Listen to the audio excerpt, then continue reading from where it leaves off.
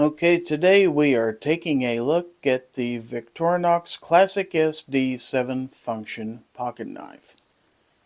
And as you will see, this knife has a small blade.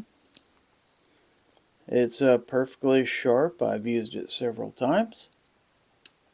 It also has a pair of scissors that can come in very handy when you need them. It also has a nail file right here, which also at the end has a straight blade 2.5 millimeter screwdriver. There's a key ring at the end to attach to a keychain or a lanyard. There is also included a handy toothpick,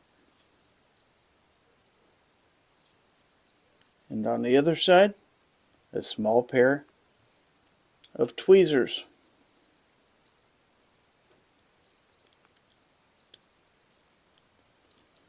The height on this is 0.4 inches. The length is 2.3 inches.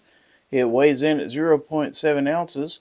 The scale material is ABS Celador, and it's a nice little knife, so check that out, the Victorinox Classic SD 7 function pocket knife.